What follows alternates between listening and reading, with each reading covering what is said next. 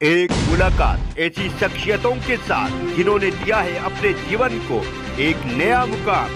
रूबरू कराएंगे ऐसी कुछ हस्तियों के साथ एक खास शख्सियत के साथ मुलाकात जयदेव पटेल के साथ नंबर 1 इंडिया न्यूज पर। नमस्कार व्यूअर्स, मैं जयदेव पटेल और आप देख रहे हैं नंबर 1 इंडिया न्यूज। आपका एक बार फिर स्वागत है एक खास शख्सियत के साथ मुलाकात प्रोग्राम में। आज हम बात करेंगे आजाद भारत में उत्तराखंड पहला ऐसा राज्य बना जिन्होंने कहीं न कहीं यूनिफॉर्म सिविल कोड को आज से लागू कर दिया है। ऐसे में यूनिफॉर्म सिविल कोड के आ जाने से कितना कुछ बदलाव आने वाले समय में दिखाई देगा और पूरे भारत में शुरू होने से पहले कहीं उत्तराखंड की तरफ से पहल की गई है बीजेपी के द्वारा, ये कितनी अहम है। इन तामुद्र बातों के लिए हमारे साथ खास सामान है उत्तराखंड सरकार के वित्त एवं विधेयक और साथ संसदीय कार्य मंत्री प्रेमचंद अग्रवाल। प्रेमचंद अग्रवाल जी, आपको बहुत बहुत स्वागत आज हमारे प्रोग्राम में। प्रेमचंद अग्रवाल जी, आपसे मेरा पहला सवाल है कि यूनिफॉर्म सिविल कोड आज उत्तराखंड सरकार ने जो लागू किया है ये कितना आम है और इस पर आपकी पहली टिप्पणी, क्योंकि कहीं ना कहीं देश का एक मॉडल बनने जा रहा है आने वाले समय में। देखिए, सबसे पहले मैं अपने देश के यशस्वी प्रधानमंत्री आदरणीय नरेंद्र मोदी साहब का और अपने गृह मंत्री आदरणीय अमित साहब का बहुत उनके मार्गदर्शन के लिए अभिनंदन कर रहा हूं और साथ में अपनी सरकार के मुखिया यानी माननीय मुख्यमंत्री पुष्कर सिंह धामी जी का भी अभिनंदन कर रहा हूं, जिनके कुशल मार्गदर्शन में, कुशल नेतृत्व में हमारी सरकार चल रही है। और जो उन्होंने संकल्प लिया था चुनाव 2022 से पहले कि यदि हम सत्ता में आए तो हम यूसीसी लागू करेंगे, और मैं अपने आप को सौभाग्यशाली भी समझता हूँ कि आप जानते हैं इस सरकार के कैबिनेट का मैं हिस्सा हूँ।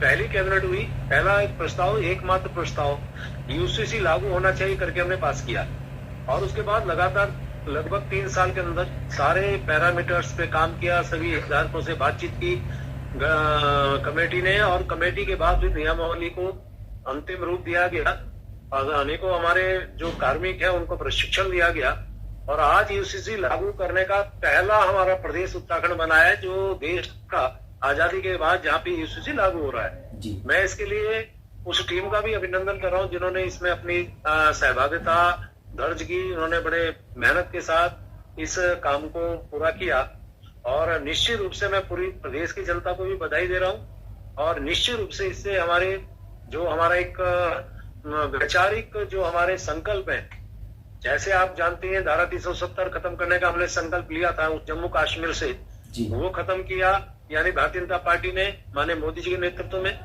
ऐसे ही जब हमने कहा था कि भगवान श्री राम का मंदिर अयोध्या में बनना चाहिए, अनेकों संघर्ष किए, 500 साल तक हमारे हिंदू समाज ने संघर्ष किया, अनेकों शहादतें हुई, लेकिन अंततः माननीय मोदी जी के नेतृत्व में फिर भगवान श्री राम का मंदिर अयोध्या के अंदर बनाए। प्रभु राम की प्राण प्रतिष्ठा पिछली ही 22 जनवरी को यानी 2024 में हुई, ये भी एक ही वर्ष हमने इसका मनाया।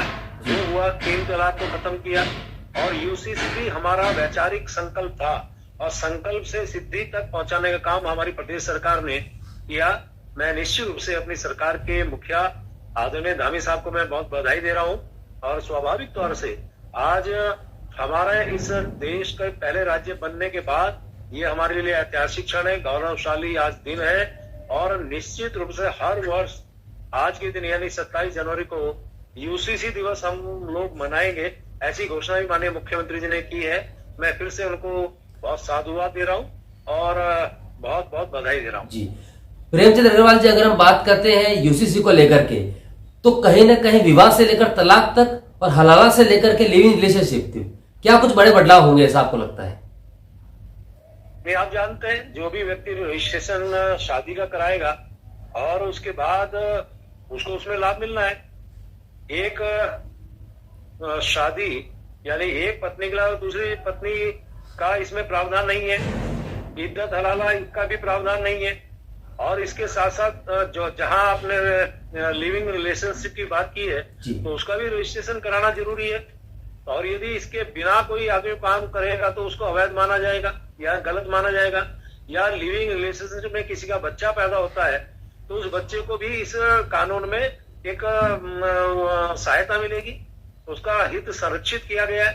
यानी कि हर दृष्टि से, बहुत व्यापक दृष्टि से इसका अध्ययन करने के बाद इस नियम को यहाँ पे हमारे यहाँ उत्तराखंड में लागू किया गया है, और स्वाभाविक तौर से सब के लिए एक समान नागरिक आचार संहिता जो उसका नाम भी है, सबको एक समान अधिकार इसमें मिलने जा रहा है। चूंकि हमारी तो देवभूमि आप जानते ही हैं, और आप ये भी जानते हैं कि संविधान की अनुच्छेद 44 में इसका उल्लेख था, लेकिन दुर्भाग्य यह है कि 75 वर्ष बीत गए, कहीं किसी सरकार ने पहल नहीं की। तो सौभाग्य से मैं कह रहा हूँ कि आज हमारी सरकार ने पहल की है और हम पहला राज्य बनने जा रहे हैं देश के अंदर जो यूसीसी को लागू कर रहा है। जी प्रेमचंद अग्रवाल जी, आपने जिक्र किया संविधान के अनुच्छेद 44 को, उसको लेकर के कहीं उत्तराखंड कांग्रेस के जो अध्यक्ष हैं वो सवाल खड़े करते हुए ये कह रहे हैं कि यूसीसी को लेकर के संविधान का जो अनुच्छेद 44 है उसमें इस तरह का कोई जिक्र नहीं है और कहीं ना कहीं ये फंडामेंटली जो है वो कहीं अवैध भी है। भ्रामक प्रचार कर रहे हैं, दुष्प्रचार कर रहे हैं। जो लोग इस बात को कहने के लिए खड़े हैं, कल तक इस संविधान की बात करते थे, हम अनुच्छेद 44 का जिक्र कर रहे हैं और अनेकों बार सुप्रीम कोर्ट ने भी इसके पक्ष में गाइडलाइंस दी है। जिस कोर्ट की ये लोग बात करते हैं, जिस संविधान की ये बात करते हैं, और उससे इतर एक बात और कहना चाह रहा हूँ, आज विश्व में जितनी मुस्लिम कंट्रीज हैं वहां पे यूसीसी लागू है और यहाँ पे आप यूसीसी का विरोध कर रहे हैं। कैसी मानसिकता है भाई? ये वो लोग है ना, अभी हालिया चुनाव हुआ हमारा लोकसभा का, क्या कहते थे? संविधान खतरे में है, आरक्षण खत्म हो जाएगा। माननीय मोदी जी की तीसरी बार लगातार सरकार बनी, कहीं संविधान को कहीं खतरा नहीं था, कोई किसी प्रकार का आरक्षण खत्म करने का कभी जिक्र नहीं आया। लेकिन दुष्प्रचार करने के बाद जिस प्रकार से इन्होंने अपने हित साधने के लिए, एक छोटे स्वार्थ के लिए जनता को भ्रमित किया। हाँ ठीक है, थोड़ा इनको लाभ हुआ होगा, लेकिन अंतोगत जनता ने समझ लिया। तो आप ये भी जानते हैं महाराष्ट्र और हरियाणा में उनको मुखी खानी पड़ी क्योंकि असली सामने आई जनता के। तो उसी प्रकार का दुष्प्रचार इसमें भी ये करना अब इन्होंने प्रारंभ कर दिया है। मैं आपसे एक बात और कह रहा हूँ, ये विरोध अभी शुरू कर दिया जबकि नियमावली आज शुरू हो रही है, आज से यूसीसी लागू हो रही है, सब हितधारकों से यहाँ बात की गई है। 3 साल लग गए साहब, उससे पहले आप लागू नहीं हुआ, आप विरोध कर रहे हैं। कभी स्टडी तो कर लिए, मैं तो ये कहना चाह रहा हूँ ना जी। प्रेमचंद अग्रवाल जी, उत्तराखंड के जो पूर्व मुख्यमंत्री हरीश रावत, उन्होंने भी इस पर टिप्पणी करते हुए ये कहा कि कहीं न कहीं आप जो लोग हैं बीजेपी के, वो लव जिहाद के अगेंस्ट थे। उन्होंने कहीं न कहीं अब लव जिहाद को एक इन्वाइट किया है, एक तरीके सर्टिफिकेट देकर के यूसीसी के माध्यम से। लव जिहाद हो, भू जिहाद हो, फूक जिहाद हो, उसके खिलाफ तो हमारी सरकार लगातार काम कर रही है। कौन से लव जिहाद की बात कर रहे हैं? कोई इनके यहाँ लव जिहाद की परिभाषा शायद कुछ और होगी जी। परिभाषा को समझिए, ये किस परिप्रेक्ष्य में बोल रहे हैं। इनको तो हमेशा वोट दिखते हैं ना, ये तो एक धर्म के वोट के खातिर काम करते हैं। शायद उस नाते कौन सा लव जिहाद इनको इनकी समझ में आया, हम नहीं समझ पा रहे हैं। लेकिन लव जिहाद के खिलाफ, भू जिहाद के खिलाफ, थूक जिहाद के खिलाफ माननीय पुष्कर सिंह धामी जी सरकार बड़ी दृढ़ता के साथ और विरोध जो इस प्रकार के कृत्य कर रही है उसके खिलाफ काम करेगी जी। प्रेमचंद अग्रवाल जी, आपसे मेरा एक आखिरी सवाल है कि उत्तराखंड एक रोल मॉडल के रूप में आज कहीं न कहीं प्रस्तुत हुआ है देश के सामने यूसीसी ला करके। ऐसे में यूसीसी जो उत्तराखंड का जो मॉडल है पूरे देश में किस तरीके के आगे आने वाले समय दिखाई देगा, क्योंकि कहीं न कहीं बीजेपी के मैनिफेस्टो का एक अहम हिस्सा भी है यूसीसी।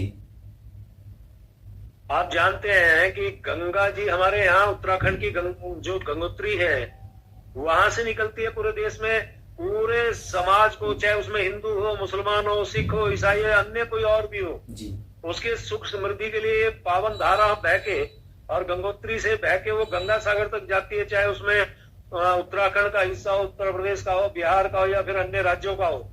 और आप देखिए सभी जगह को वो पूरा मतलब खुशहाल करती है।